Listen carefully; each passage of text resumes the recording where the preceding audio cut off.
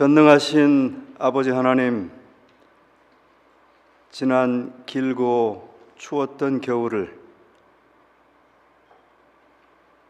주의 거룩한 능력으로 이기게 하시며 약동하는 세움을 맞게 하신 것 진심으로 감사합니다.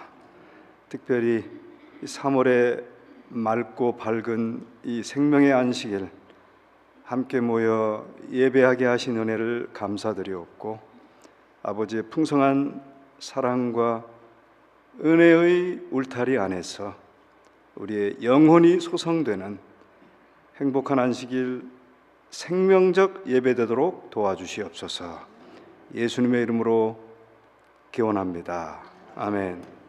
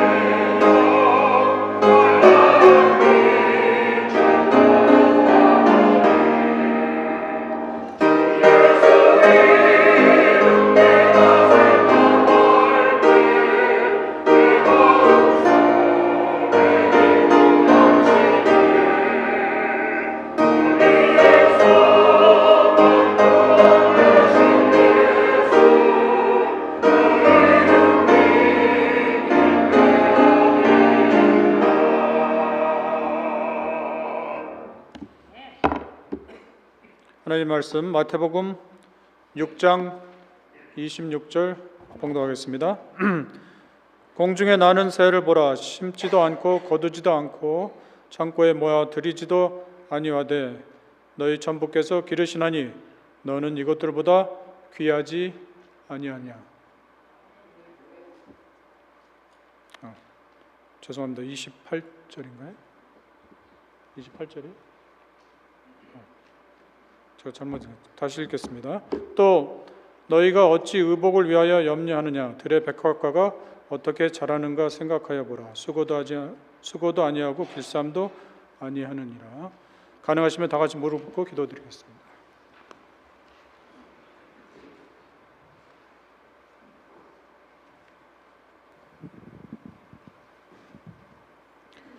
하나님 우리 아버지, 저에게 또 기쁘고 즐거운 안식일을 허락하시고 이 안식일 아침에 저희가 주님께 나와서 주님과 영광과 찬송을 돌릴 수 있도록 인도하셨사오니 주님의 은혜를 감사드리옵나이다.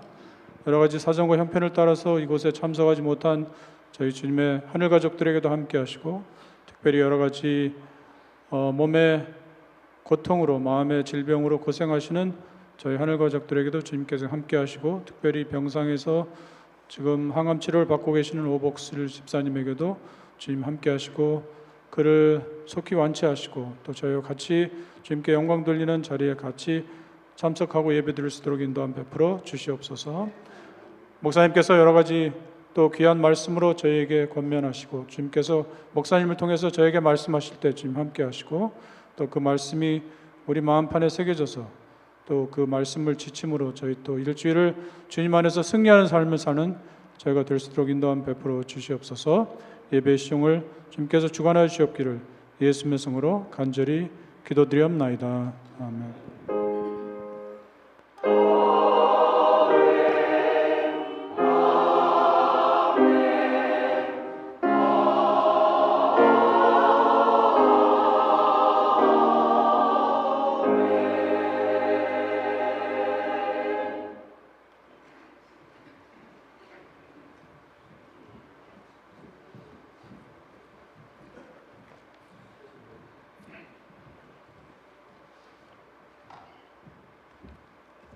지금은 본교의 찬양대의 아름다운 특창이 있은 후에 우리 목사님 말씀 전하겠습니다.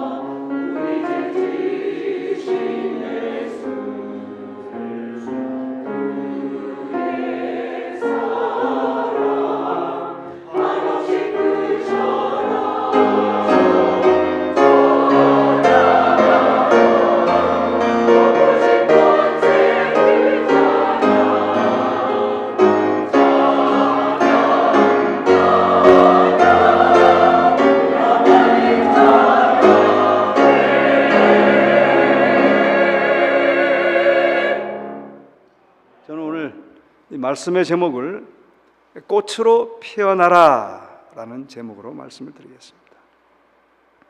이 세상을 창조하셨던 하나님께서는 계속적으로 이 세상을 유지하고 계십니다. 아름다운 꽃들을 때에 따라 만발하게 하시죠. 들에 피어 있는 백합화, 봄마다 만개하는 벚꽃, 해를 따라 움직이는 해바라기, 이러한 모든 꽃들은 하나님의 섭리 가운데 피어나고 저마다의 향기를 내며 그 자리에서 존재의 의미를 드러냅니다. 그런데 여러분 아시나요? 하나님께서 우리 인간도 꽃과 같은 존재로 지으셨다는 사실을 말이죠. 이 아름다운 꽃들이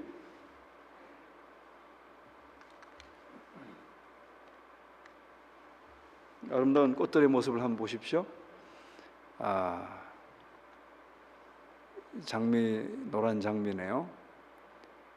귀한 꽃들이 이렇게 잘 보일 거예요. 이렇게 꽃들이 피어나는데 우리도 이 꽃들보다 더 아름다운 꽃으로 우리를 하나님께서 지으셨다는 것입니다. 에베소 2장 10절에 다 함께 읽어볼까요? 시작. 우리는 그가 만드신 바라 그리스도 예수 안에서 선한 일을 위하여 지으심을 받은 자니. 여기서 만드신이라는 단어를 주목하시기 바랍니다. 만드신이라는 단어는요, 포이에마라는 헬라어 원어인데 거기에서 영어 단어 폼이라는 단어가 왔어요.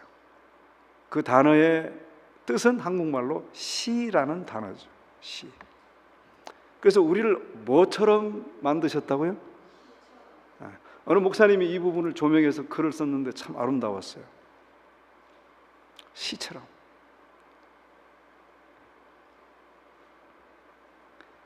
우리는 모든 아름다운 창조물 가운데 최고의 걸작품, 최고의 한 편의 시 같은 존재죠. 창조의 왕관이요, 시와 같이 품격 있는 꽃 중에 꽃 같은 존재로 우리는 지음을 받았습니다. 여러분, 이 온 땅을 비추는, 특별히 봄이 되면 울긋불긋 피어나는 꽃들, 또 지저귀는 새들, 이러한 것들은 다 우리에게 뭘 말해주고 있습니까? 바로 하나님의 사랑을 말해주고 있습니다. 정로계단 첫 장에 보면 이런 말이 나오죠. 하나님은 곧 사랑이시라는 문구는 방싯방싯 피는 꽃봉오리마다 뾰족뾰족 돋아나는 풀상마다 기록되어 있다.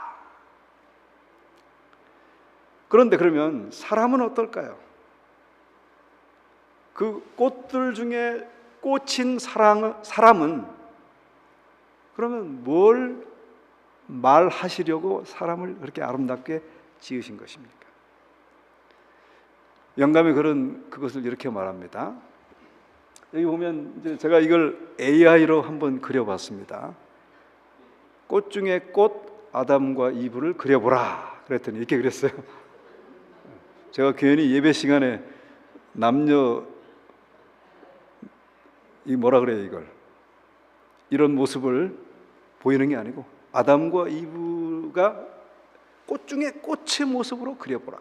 그랬더니 아름다운 이 잘생긴 모습이 꽃 중에 꽃에서 가장 더 아름다운 꽃으로 잘 묘사하고 있죠. 하나님께서 이렇게 말씀하십니다. 당신의 창조의 걸작품인 인간이 모든 하급 생물보다 뛰어나게 당신의 생각을 표현하고, 그러니까 우리는 뭘 표현하는 거예요? 하나님의 생각과 그분의 표현과 그분의 사랑과 자비를 영광스럽게 드러내도록 계획하셨다는 것입니다. 그것이 바로 우리를 시처럼 창조하시고 꽃 중에 꽃으로 지으신 그 이유라고 하는 것이에요. 여러분, 꽃은 하나님의 사랑을 표현하지만 말로는 할 수 없습니다. 새들은 하나님의 사랑을 노래로 표현해도 시로 써서 그림을 그려서 표현할 수는 없습니다.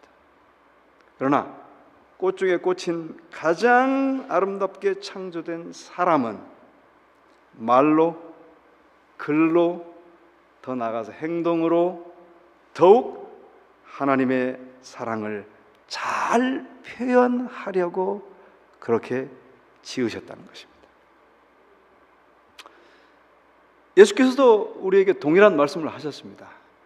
성경에 보시면 이제 마태복음 6장 아까 기억절의 말씀, 우리 봉독절의 말씀을 간략하면 이겁니다. 백합화를 생각하여 보라. 새를 보라. 여러분, 예수께서 백합화를 생각하여 보라 라고 할 때 여러분 생각에 어떤 생각이 드십니까?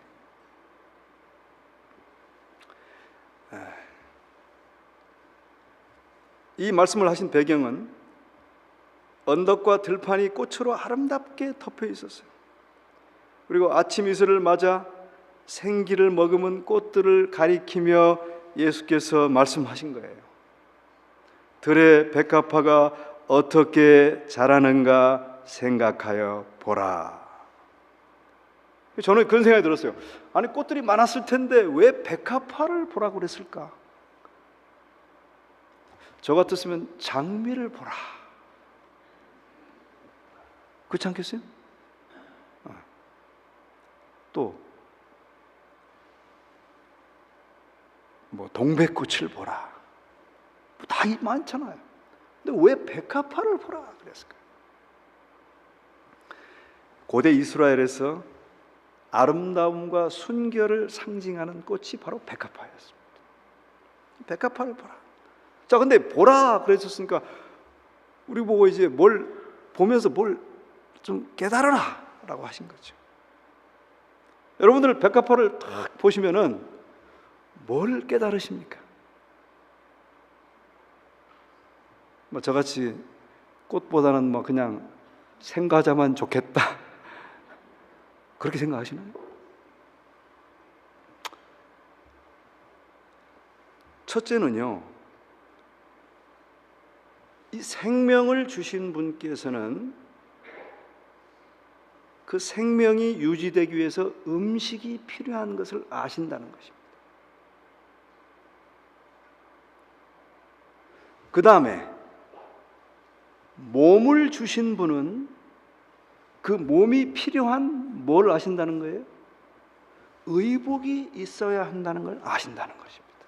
그래서 첫 번째 이 교훈은 뭐냐면, 그래서 그 말을 하신 다음에 6장 30절에 보면 오늘 있다가 내일 아궁이에 던지는 들풀도 하나님이 이렇게 입히시거든 하물며 너희일까 보냐 믿음이 적은 자들아 라고 말씀하십니다.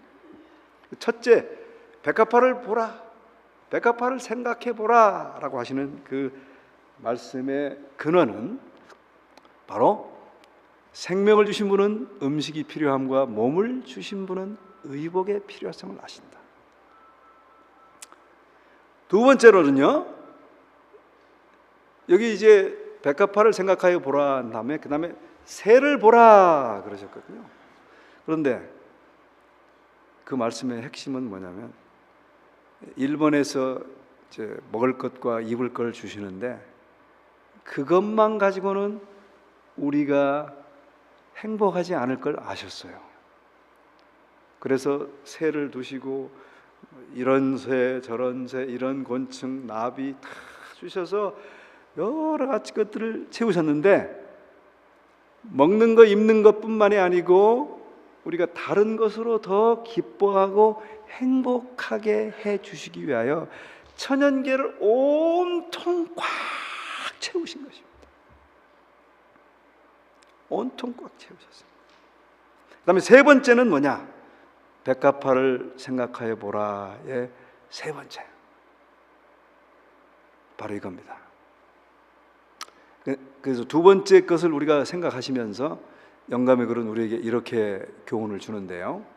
그분께서 그대의 행복과 기쁨을 위하여 천연계 위에다 이처럼 솜씨를 유감없이 발휘하신 것을 안다면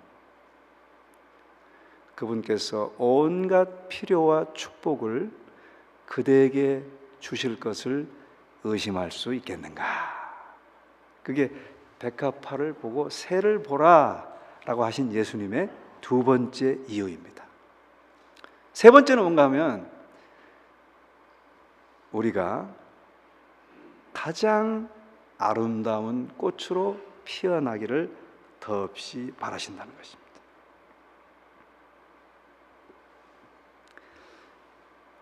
그 다음에 네 번째 더 중요한 것입니다. 네 번째는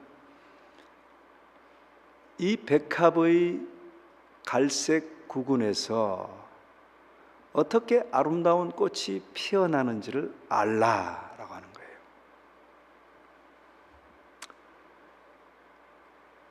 여기 제가 그 백합의 갈색 구근을 좀 찾아보니까 이렇게 생겼습니다.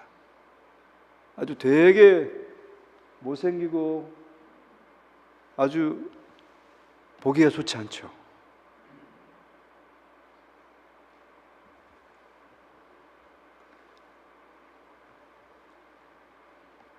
차갑고 어두운 땅이나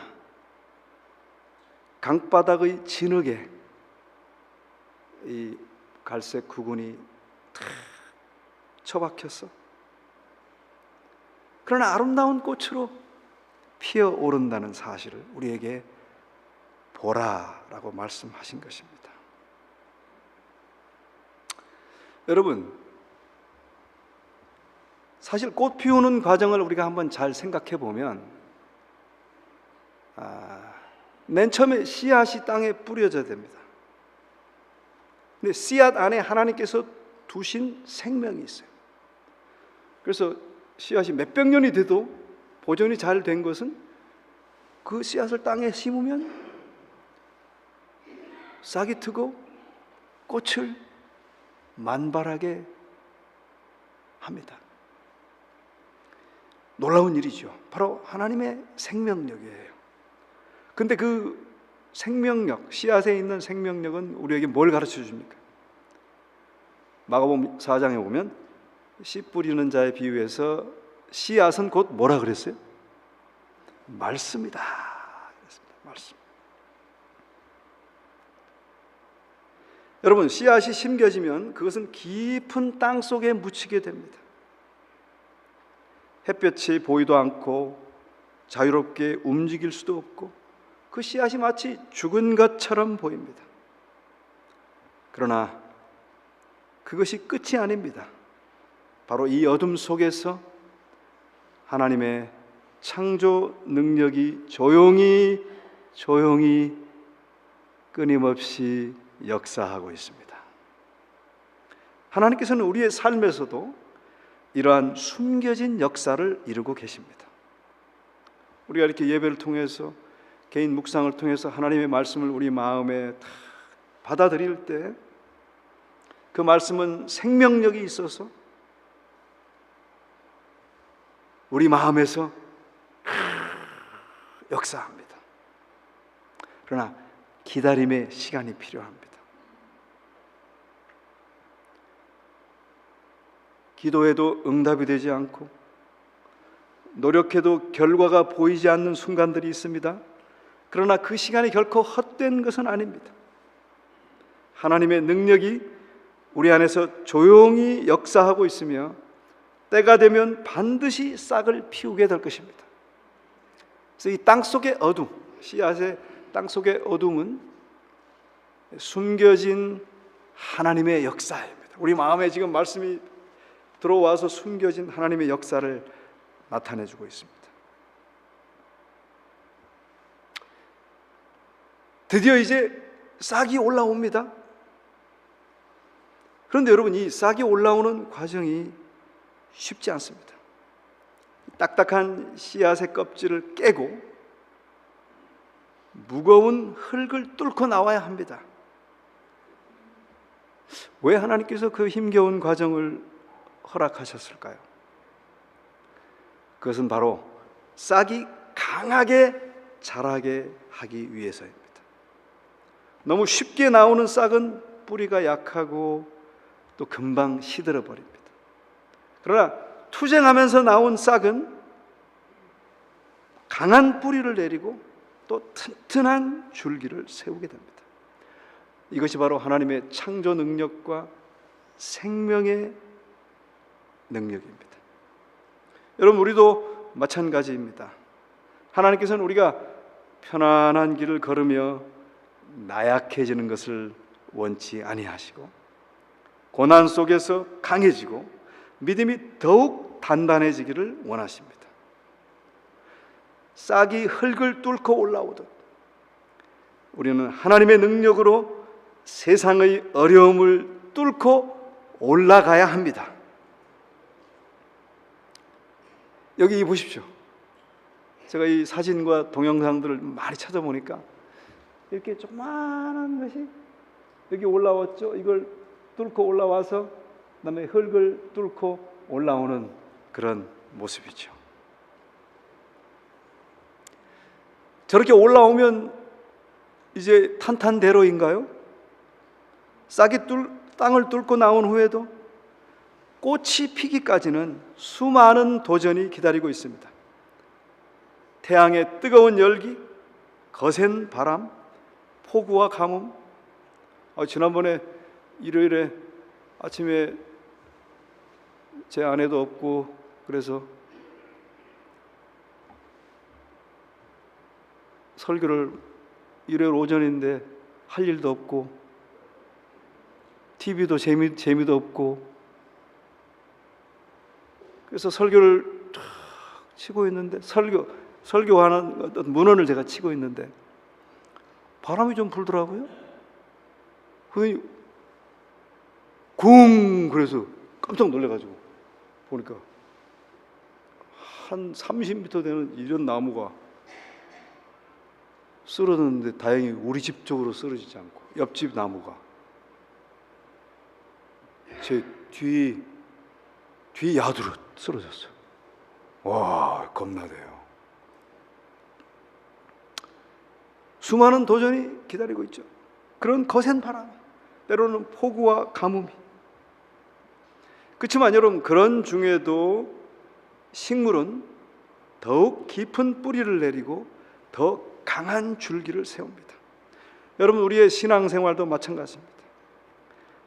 하나님께서는 때로 우리가 어려움을 겪도록 허락하십니다. 그러나 그것은 우리를 망하게 하려는 것이 아니고 우리를 더욱 강하게 하려는 과정인 것을 믿으시기 바랍니다. 시편 119편에 보니까 고난이 나를 유익하게 하며 내가 주의 율례를 배우게 되었나이다. 고난이 있기 때문에 주의 율례를 배우게 됩니다. 그렇습니다, 여러분.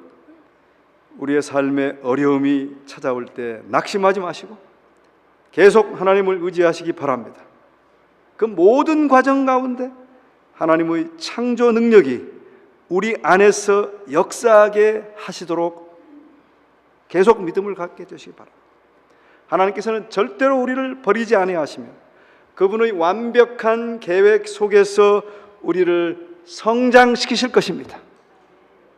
아니, 씨 하나에서 싹이 올라오고 줄기가 강해지고 꽃이 피게 하는데 우리 안에서도 반드시 그런 일을 하신다는 것입니다.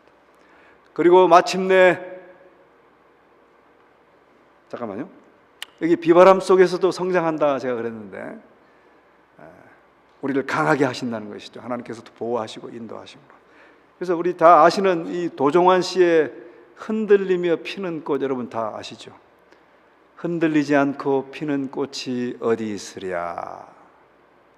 이 세상 그 어떤 아름다운 꽃들도 다 어떻게 하면서 피었다고요? 흔들리면서 피었다. 참 아주 영감이 있는 그런 시귀인 것 같습니다. 그렇게 해서 드디어 꽃을 피웁니다. 하나님의 영광을 드러내게 되는 것이죠. 모든 시련을 이기고 꽃이 피어납니다. 이제 꽃은 하나님의 창조의 아름다움을 나타냅니다. 세상을 향해 향기를 전합니다. 열매를 맺고 또 씨앗을 통하여 새로운 생명을 퍼뜨리십니다. 하나님께서는 우리도 이렇게 살기를 원하십니다. 시련을 이기고 아름다운 꽃으로 피어나 하나님의 생각을 표현하고 하나님의 영광을 드러내기를 원하시는 것입니다. 우리의 삶 속에서 선한 영향력을 나타내고 아름다운 긍휼과 자비와 친절과 그리스도의 향기를 나타내는 그런 복된 삶이 되기를 바라시는 것입니다. 여러분, 꽃이 피어날 때까지 씨앗이 심겨져야 되고 어둠 속에서 기다려야 되고 흙을 뚫고 올라와야 되고 비바람을 견뎌야 되는 것을 기억하시기를 바랍니다. 그런 후에 창조의 능력을 통해서 꽃이 피어지게 됩니다. 여러분, 혹시 우리가 지금 겪는 고난과 투쟁이 있다면 하나님께서 우리들을 통하여 꽃 피우기 위한 과정임을 믿으시기 바랍니다. 포기하지 마시기를 바랍니다. 하나님의 능력이 여러분 안에서 계속 일하고 계십니다.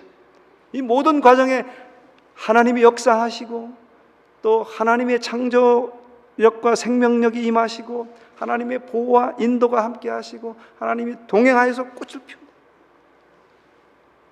제가 영감의 글을 찾아보니까 이렇게 말하고 있습니다.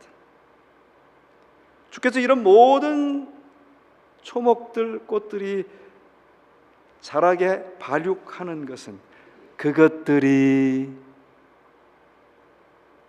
주의 역사에 반항하지 않기 때문이다. 반항하지 않고 모든 과정 중에서 반항하지 않고 주님 하나님만 붙잡고 있는 것이에요. 우리도 그렇게 산다면 반드시 가장 아름다운 꽃으로 최고의 걸작품으로 고상한 한 편의 시로 우리의 삶을 만들어 내실 것입니다. 저는 오늘 이제 말씀을 마치면서 우리 오복실 집사님 얘기를 좀 하고 싶습니다. 오복실 집사님은 췌장암이라는 무거운 병을 앓고 계십니다. 그 병은 다른 장기로도 퍼졌습니다. 육신의 고통이 크실 터인데도 그분의 얼굴에는 밝은 미소가 떠나지 않습니다. 지난 안식일 몇몇 교우들과 함께 집사님이 댁을 방문해 함께 기도하는 시간을 가졌습니다. 그런데 그곳에서 깜짝 놀랄 만한 광경을 보았습니다. 바로 이거예요. 탁자 위에 놓인 작은 박스 하나가 있었습니다. 작지 않아요. 한 이 정도 돼요. 이 정도. 이게 뭐냐고 제가 궁금해서 박스를 열어봤습니다. 그 뭘까요? 그런데 더 놀라운 것은 두 박스를 주문해가지고 한 박스는 다 나눠주고 지금 한 박스 남았다는 거예요. 이게 무슨 책인가 했더니 이 책입니다. 하나님을 경외하라, 전도를 위한 편지들. 너무 좋아서 이걸 두 박스를 사가지고 사람들을 나눠주고 있는 것입니다. 저는 어려운 상황 속에서도 남을 위한 생명의 씨앗을 뿌리는 모습을 보고 깊은 감동을 받았습니다. 엊그제 목요일에 집사님께서 두 번째 항암 치료를 받으셨습니다. 치료 후 면역력이 더욱 낮아질 것을 알기 때문에 저는 마스크 위에 그제 목요일입니다. 마스크 위에 코비드 마스크를 더 쓰고 방문했습니다. 집사님께도 제가 마스크를 쓰라고 2개를 쓰라고 말씀드렸어요. 거기다가 감염이 위험이 있으니까 제가 집 안으로는 들어가지 않을 테니까 그 아파트 안 로비의 그 다이닝 룸에서 보자고 그랬어요. 만났습니다. 만나자마자 놀라운 얘기를 하는 거예요. 저는 두 번째 키모를 받았기 때문에 아마 거의 정말 기도가 필요할 것이다 생각하고 이제 갔는데 제가 깜짝 놀랐어요.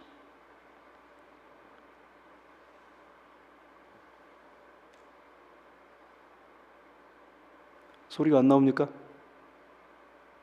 방송실 소리가 안 나와요?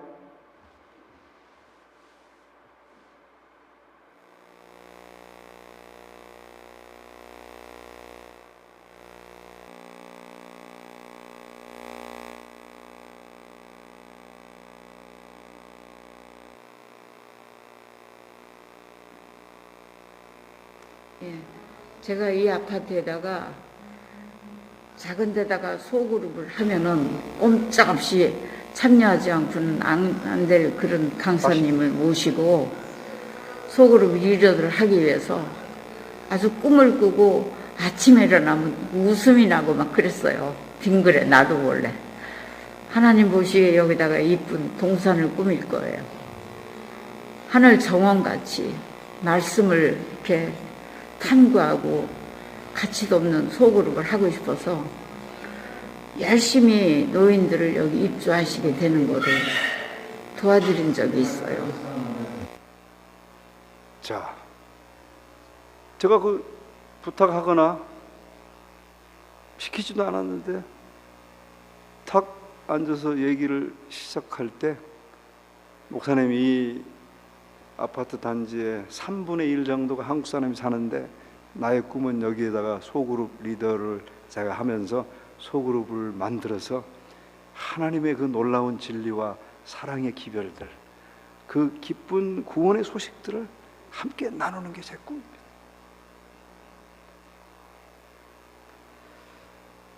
그래서 제가 너무 감사하고 너무 고마웠어요. 근데 얼굴도 아주 생각보다는 그래도 괜찮은 상태여서 하나님께 참 감사를 드리고, 병마와 싸우는 중에도 집사님은 여전히 담대하시고 하나님의 사업과 소그룹 사역에 대한 열정을 보여주셨습니다. 오히려 더 뜨겁게 헌신하며 주변 사람들에게 희망과 사랑을 나누고파 하는 모습이었습니다. 여러분, 이것이야말로 고난의 현실 속에서 피어나는 한 송이 꽃이 아니겠습니까? 혹독한 겨울을 지나 봄날의 꽃망울을 터뜨리듯 우리 집사님은 절망 속에서도 신앙의 꽃을 피워 올리고 계십니다. 사랑하는 성도 여러분, 우리 하나님께서는 우리 모두가 이렇게 꽃으로 피어나기를 원하십니다. 우리 하나님의 그 뜻을 거역하지 말고 더 아름다운 모습으로, 더 고상한 모습으로, 더 귀한 모습으로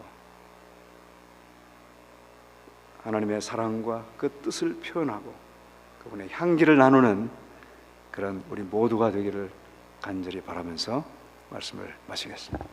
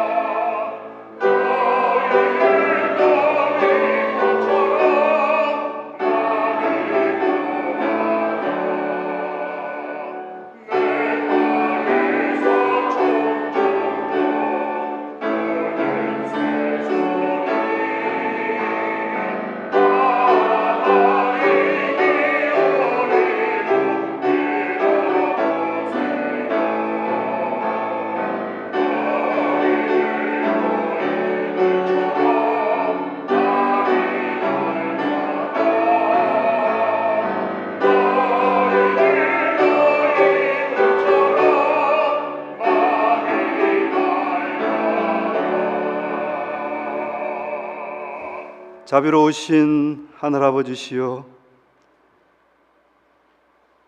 독자가 아플 때 밤을 지새워 병간하시는 아버지의 따뜻한 어버이의 그 귀한 사랑이 오늘 이 회중들을 다시 한번 친히 돌봐주셔서 아픈 자, 상한 자, 육신이 아픈 자를 생명싸게로 감싸 주시기를 간절히 기도합니다. 치료의 은총이 회중 가운데 넘치게 하옵시고, 어떤 고난과 아픔과 역경 중에서도 생명의 주님을 거역하지 말고 아름다운 꽃으로 피어나는 고상한 인격자들, 참된 재림 성도들 다 되도록 축복해 주시옵소서. 아버지의 풍성하신 사랑과 우리 주 예수 그리스도의 은혜와 성령의 감화 감동 교통하심이 그렇게 살기를 원하는 심령마다 이제로부터 영원토록 풍성하게 함께해 주시옵기를 주님 예수님의 이름으로 간절히 축원하옵나이다. 아멘.